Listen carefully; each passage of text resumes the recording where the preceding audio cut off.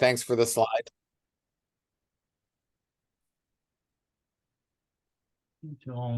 Sorry, I had a little problem getting in today. No, I did too. So what problem? Well, okay, we don't. But yeah, I think there's some confusion in terms of, but I'm sure it will be sorted out. Great. Okay. Well, welcome everybody. September 25th, and it's officially fall. And presentation will be recorded and archived. Use Q&A button to post your question, and use raise hand feature for host to unmute your microphone. Next slide. And so we're up to 20.7 million people. That's quite something. 8 million COVID positive cases. Next slide, please. And so no forum presentation October 9th.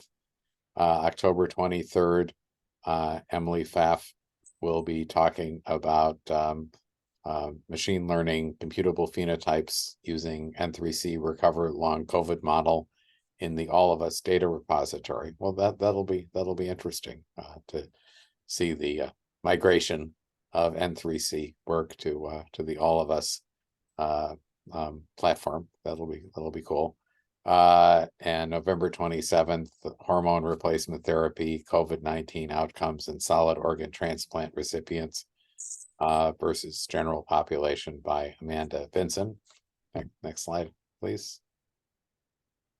And so Kate Bradwell will be talking about 2 new features in Protocol Pad, study variable definition, for knowledge sharing and AI-driven tools to support study design and manuscript drafting. Well, that's cool, because I think there was some discussion about that a few months ago. So that's cool. Be eager to hear how it's developed. So it's okay. Thanks, Joel. Yes, I think this AI integration into Protocol Pad was requested maybe a year or 2 ago. So that was something that was very kind of high interest, to potentially have some kind of decision support for researchers via AI, especially in the process of designing their study, designing their methodology, making sure that the researchers are taking into account limitations, biases in their study. So yeah, that's what I intended to do with the latest additions to the Protocol Pad interface. I'm going to share my screen. So I'm going to start from the homepage. So for those who haven't seen the location of Protocol Pad, it's from the Enclave. It's available on the Enclave homepage. You just scroll down and it's available here. So when you go into Protocol Pad, it's going to give an introduction in this landing page.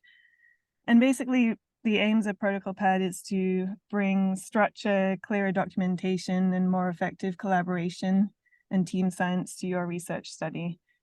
So it's basically an interface where you can collect everything for your study in terms of the background, the methodology steps for your research study, and actually have one place to gather team science kind of ideas, thoughts, documentation around the beginning stages of a study. This interface doesn't deal with anything to do with results of a study or discussion of a study. It just focuses on the first couple of steps, which are developing the introduction, background, and methodology for a research study. So when you actually click Start, you're only going to see the protocols for the research studies that you have access to in the research projects that you have access to. So only collaborators from the specific research projects will see the protocols for observational studies in N3C in this interface. And so this is very useful, say, if you're working on multiple manuscripts within a research project, or have multiple research projects where you're working on multiple studies, you can keep track of the study, you can keep track of the progress of developing the methodology for the study using this interface. And one new thing that we've actually added in is, I'm going to go to this specific study, the ability to define study variables. So I'm going to first describe the added new feature of a better definition of study variables first, and then I'm going to go back to the beginning and describe all the AI integration that I've completed. So first, taking this protocol as an example, defining real-world database pregnancy episodes in N3C. This is a natural study that was performed by myself and the pregnancy domain team to define pregnancy episodes in the patient data to enable maternal health research. And so this is a method study. It had various study variables that were important to define during the development of the algorithm to define pregnancy episodes. And so I've just listed some here, defined some here using this tool to define study variables. One I'm going to show an example of is preterm birth. So when you go into N3C and say you want to know or understand how someone has actually defined preterm birth, both in terms of the clinician type definition and the informatic definition, it's really useful that, say, objects such as this are defined. So this is a study variable, its name is preterm birth, and it actually tells you in this study, this was exactly how this study variable was defined. The informatic definition is slightly different. So you're stating, say, what concept sets were used and the logic along with those concept sets. And so you can actually link concept sets that we used as well in this form. And this is how it looks when you've actually defined this. So the definitions, variable type, so what data type is it, and then any linked concept sets. So this is useful to actually be able to describe in more detail or more succinctly how that study variable was defined. And our overall vision for these types of study variable objects is that they won't just be pertaining to your protocol for your research project and just private to a research project. Once you publish and you've completed definition of these study variables would be ideal to add to some kind of variable dictionary so that anyone coming into N3C can actually search for study variables and see what their definition is, see how researchers have defined things like, say, preterm birth, and be able to use that definition, use that logic to not have to reinvent the wheel. Now, currently, how you do this is you'd have a very roundabout way of, say, going into the knowledge store, searching the knowledge store items, finding one relevant, looking through the documentation, looking through the column names that are described, say, in the data set in the knowledge store. And that's how you'd find the definition of the study variable, which isn't the most direct way to actually search and discover the definitions of study variables. So that's the long-term goal in terms of defining study variables in the context of studies, and then our future goal of being able to surface those to other researchers once the study is published. So, as I said, that's the first part. Any questions on that, I'd be happy to answer afterwards. Going back to the AI integration. So this is the next part of the talk that I want to describe. We had, as I said, 2 years ago, a request from various researchers, including Harold Lehman, who has been very useful in driving this work and advising on it and helping the development of this tool. Definitely AI integration is something that was first thought of as a very kind of long-term goal for this interface, but it definitely is something that we've realized more recently due to the developments in the Enclave that it can be actually integrated into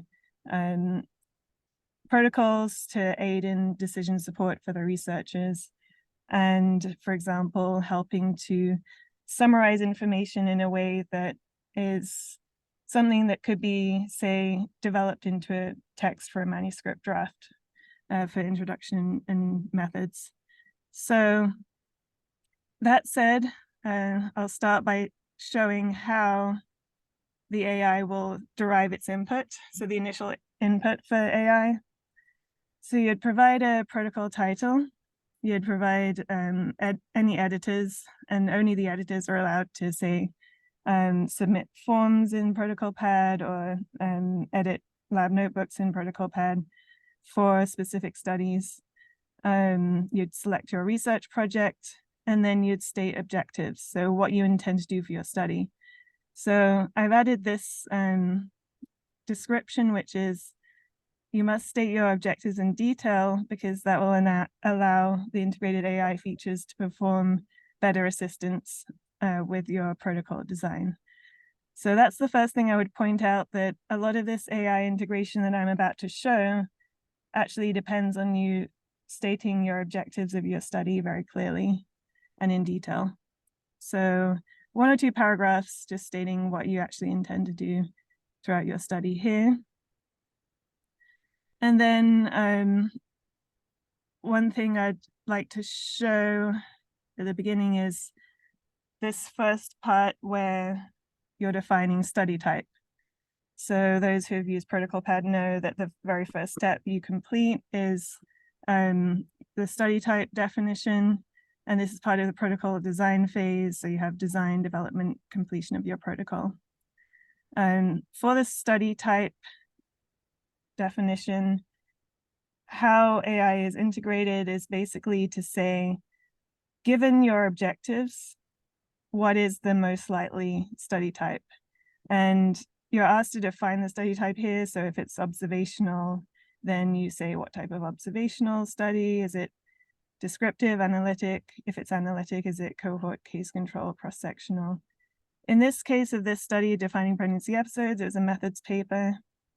And so you can see that the AI has correctly identified that this is a methods paper, and it suggests that you choose methods.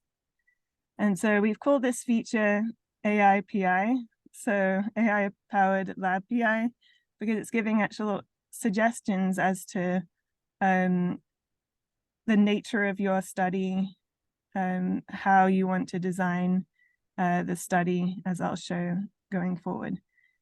So this is the first part. It helps you actually choose your study type. Second part, it's helping with, and I'm preloading this because it takes maybe a minute or 2 to actually load the suggestions here in your study properties. But you have an initial toggle. You say, do you want AI PI to suggest other protocol design properties on your protocol?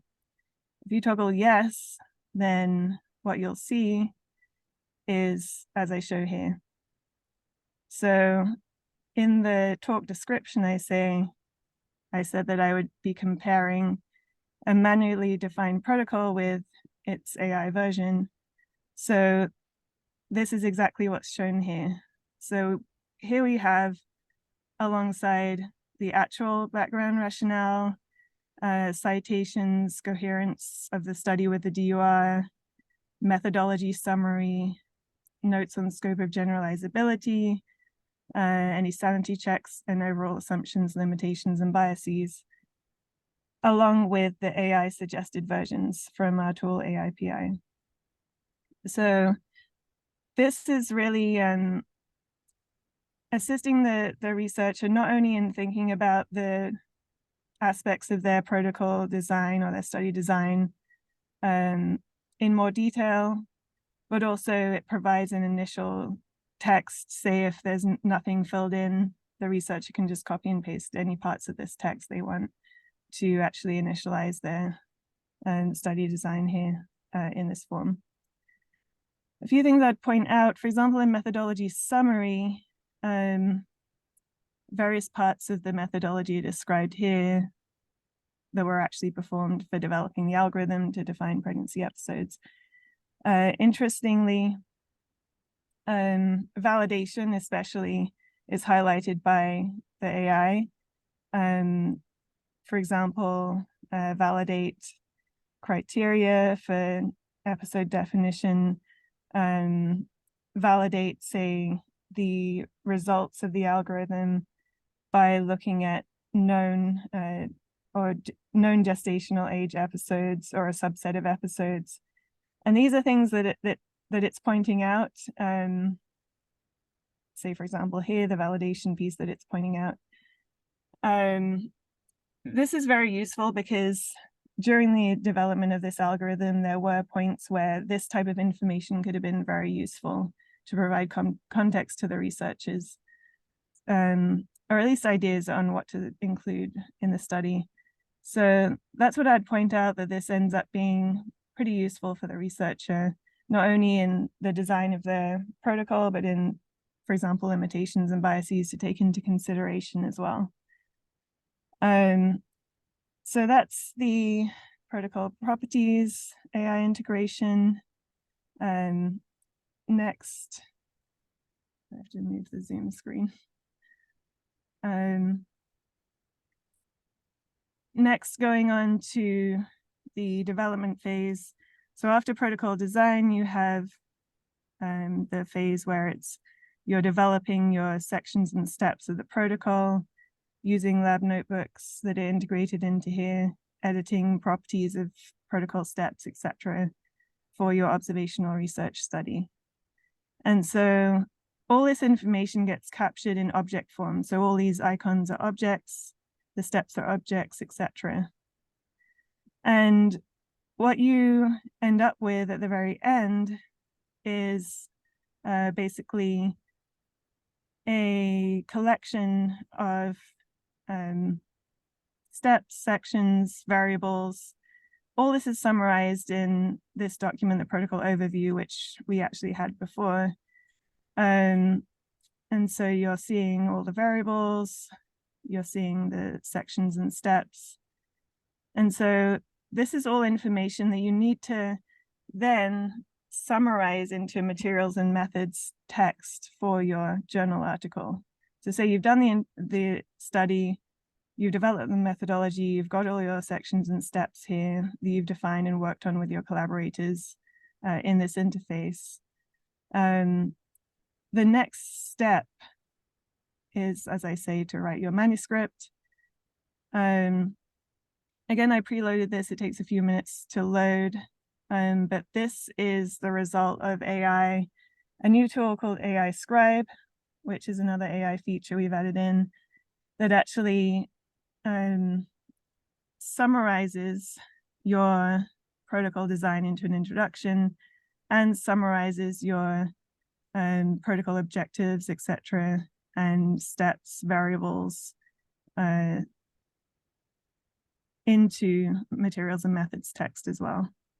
So this is AI generated or LLM generated introduction text and materials and methods text that's summarizing all the information that you've gathered here in Protocol Pad for your study.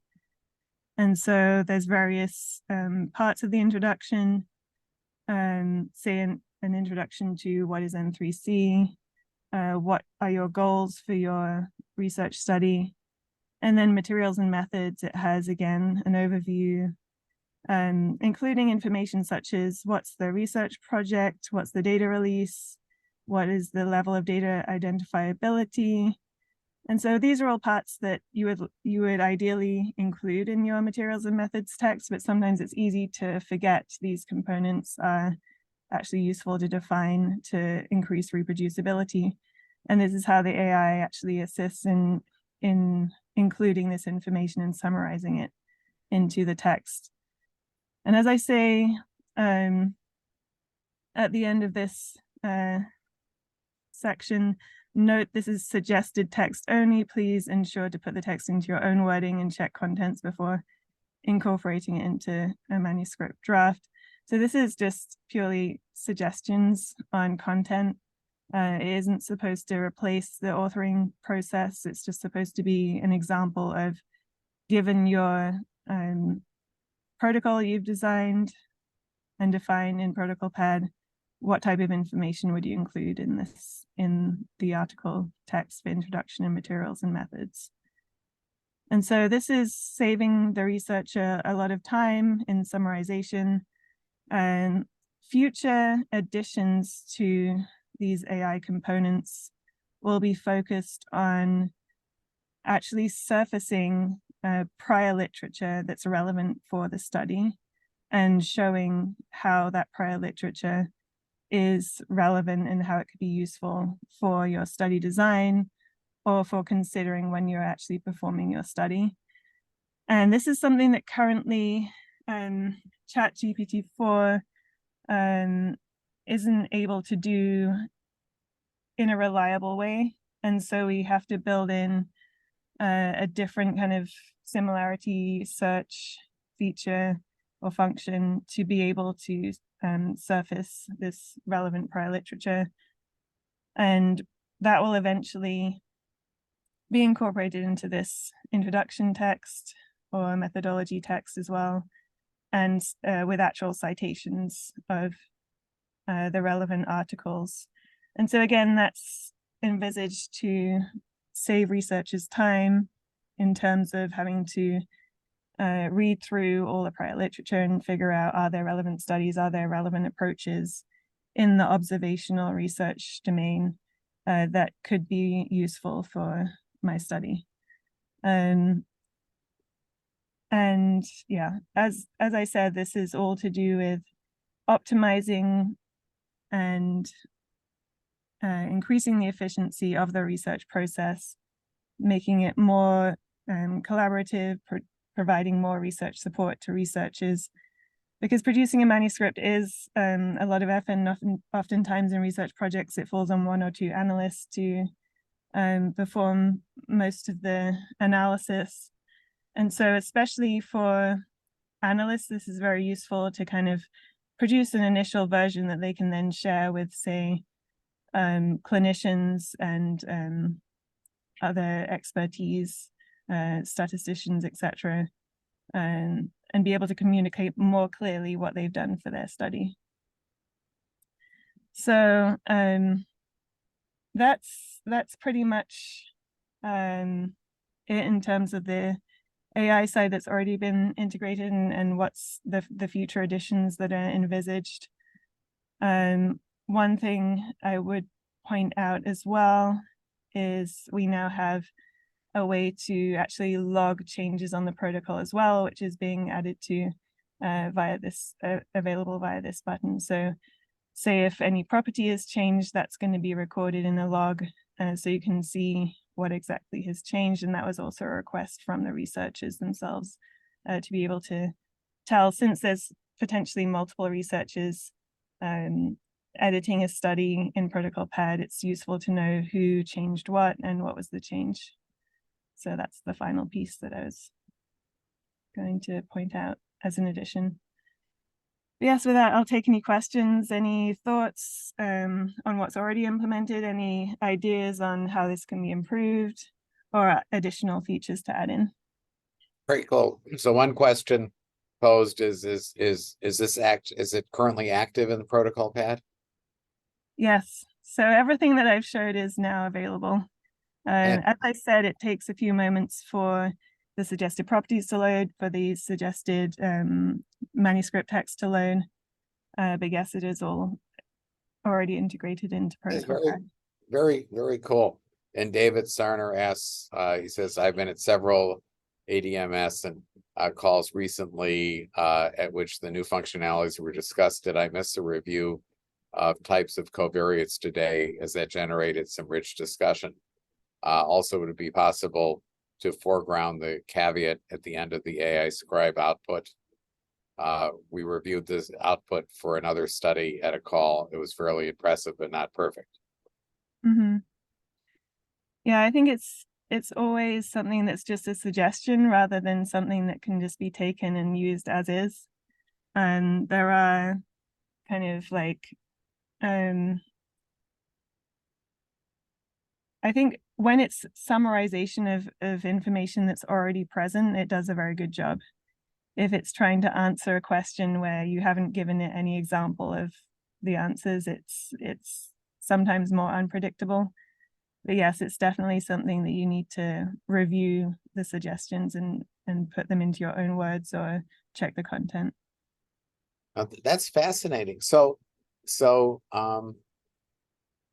is the code to do this public? In terms of the LLM, Yeah. Well, not obviously not the Prompt. LLM, but the prompts. the prompts, that isn't public. That's something that I've been working on the prompts to generate this output. What I actually had to do to fill in the properties themselves is just create, say, a list of these properties and then just the values of each property, and then use this interface or a variable in this interface to filter to each property from the LLM output. And so, yeah, in the end, it wasn't too difficult to implement, but it's definitely not something that's currently user facing. And also, yeah, it's kind of centralized as well. So any change would propagate to every protocol. So maybe this is, but yeah, that's an interesting idea, whether researchers can try and modify prompts themselves potentially just for within the protocols of their own research projects. But that's not something I think is currently available in the platform. No, it's interesting. I mean, because obviously what you're talking about should be, well, maybe talk about your thoughts about generalizing this to other enclaves or federated systems. I mean, obviously much of what you're talking about, it sounds like it could be pretty easily generalized beyond N3C. Yeah, I think, well, this whole interface is geared around observational research studies. Right. So the initial kind of even study type selection, it is just observational study types and then method study.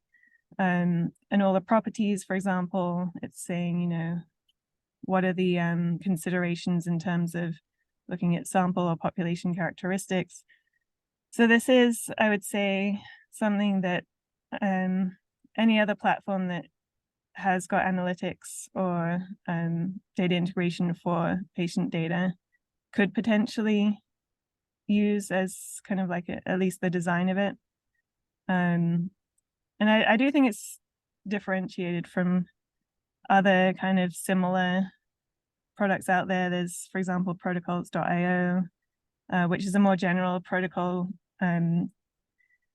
interface for recording protocols in a variety of fields, where you say define the steps of your study and the kind of metadata for it as well.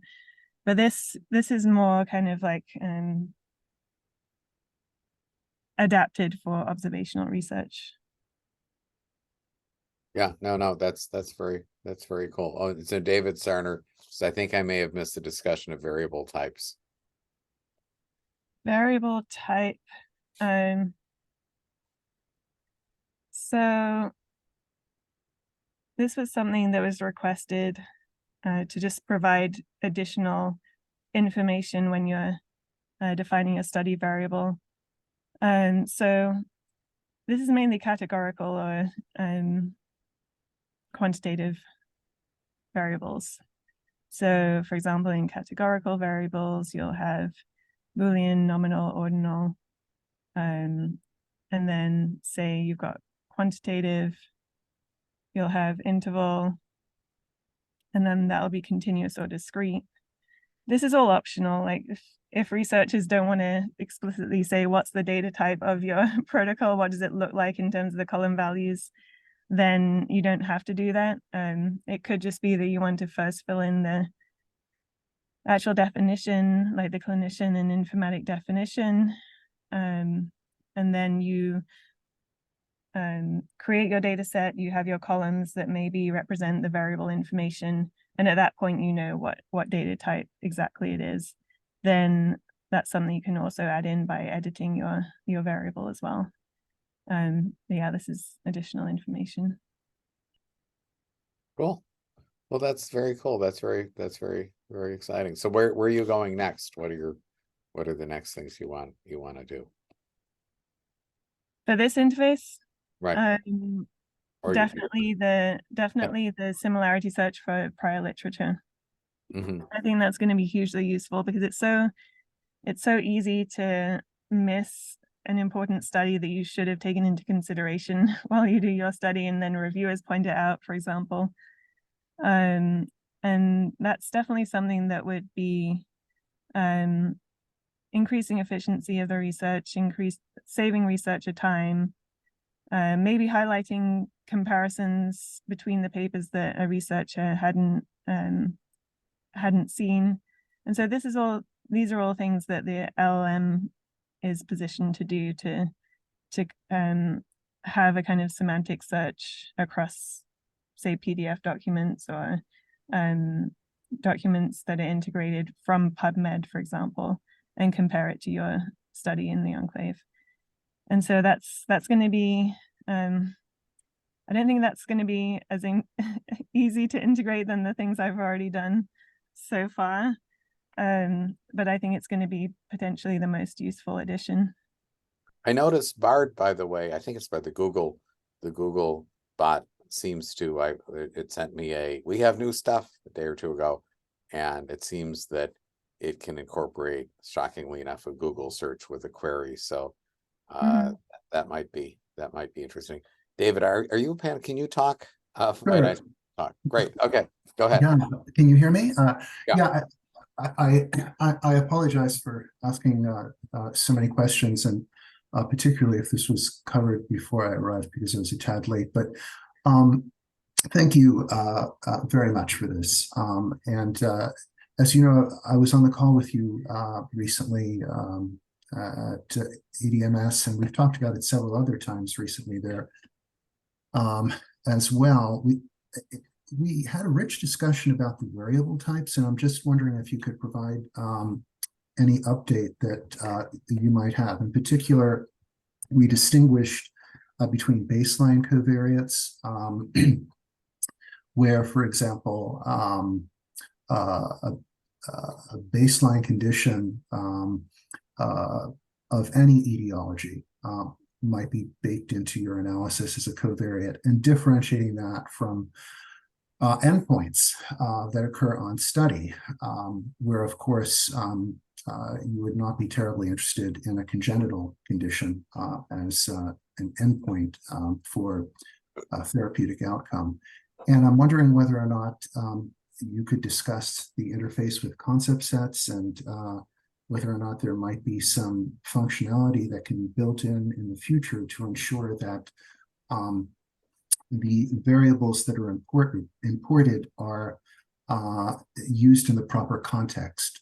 Because, for example, a concept set that does include a variety of heritable conditions might be useful as a baseline covariate in a logistic regression or what have you, but not appropriate for an endpoint if one is looking at the outcome after the initiation of therapy. Can you comment a bit further on that? Because my recollection was that discussion was fairly rich.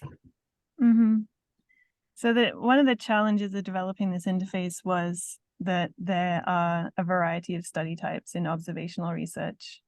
And I think thus far there's been a kind of bias towards interfaces that allow you to define cohort studies or case control studies, or very specific analytic type studies without consideration for, say, a method study that's developing an algorithm, or a descriptive study that just wants to provide overall statistics of the data.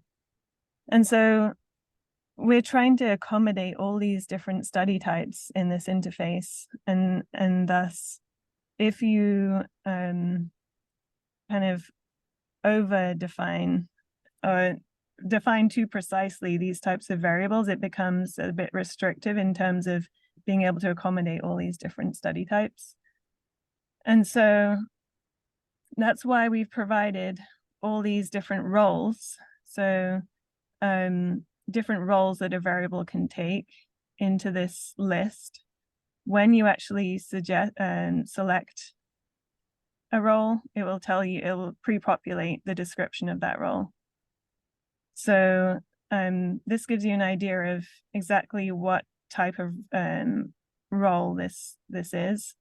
What I would say was, you're absolutely right that a single study variable can have multiple roles or roles that change throughout the course of a study. This is also something that Joanna Lumba pointed out, that you might have a variable that has just 2 different roles depending on baseline, etc., different kind of roles throughout the study. What we've said thus far is, if you have a variable with multiple roles, define a single study variable object for each role that the variable has. And so there'd be like, each unique study variable object is a combination of its role and its definition. And so you could maybe have multiple study variables with the same name, but they have different roles and lightly the same definition, but could be slightly different definition depending on the role throughout the study. I don't know if that completely answers your question, or if you would like to kind of group these in some way, but it could be that we just have, say, different drop downs saying variable role, baseline for baseline variables, or variable role for outcome type variables. Yeah, I didn't get a clear sense of, okay, yes, I understand that there's different types of classes of variable, but in terms of translating that into this interface, I wasn't exactly sure how that would proceed. Right. Thank you very much. That helps a lot. Maybe in the future there might be some way to build in and this dates me, but kind of a warning Will Robinson message that pops up if, for example, a concept set that's chosen for a variable is inappropriate, citing the example I alluded to earlier. But this is a great first start, and thank you very much for reviewing this. Mm-hmm.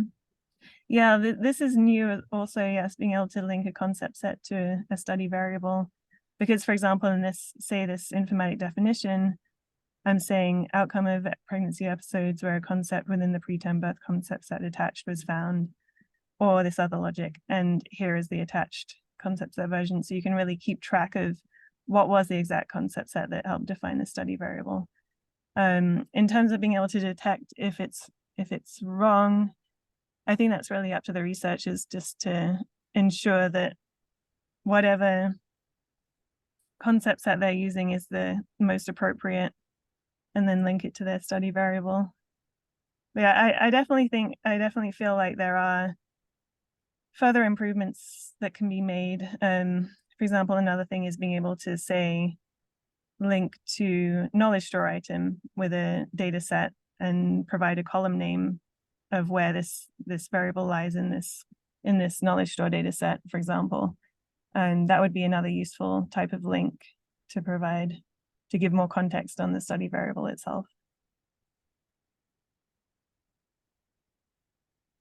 Cool. That's very exciting. They're really very, very cool stuff. That's huge progress, and that's really, it seems extremely useful. So certainly the giving people help in writing sort of parts of papers that are largely routine, with obviously the caveat that you mentioned that, you know, obviously got to go over it and make sure it's actually correct. Mm-hmm. As appropriate, but that's really fantastic. Well, this is Yeah. great stuff. Yeah. And all these variables are also summarized in the final suggested materials and methods text. Right. And so various parts of the protocol are just summarized, and so it does save a lot of time in the end. Right. A lot of drudgery, and I'm sure it reduces errors, since humans who sort of reorganize lists tend not always to do the best job, or at least maybe I'm just speaking for myself. Okay, well, thank you. This was really a great presentation and great progress, because I've seen this, progress over the years now, and this is really fantastic. So Yeah, I do think it's an interface that has the opportunity for a lot more to be added to help in study development.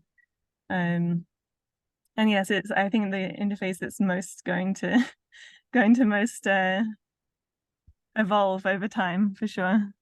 yeah, but it definitely goes from taking ChatGPT from, isn't it cool, it can do this, we're not, sort of, or one-off sorts of things, running position descriptions and things like that, to something, much higher level. So fantastic. Well, thank you very much. And everybody have a great, I guess, 4 weeks, I guess, because our next slot is a holiday. So okay, thanks everybody. Take care. Bye-bye. Thank you. Thank you. Bye.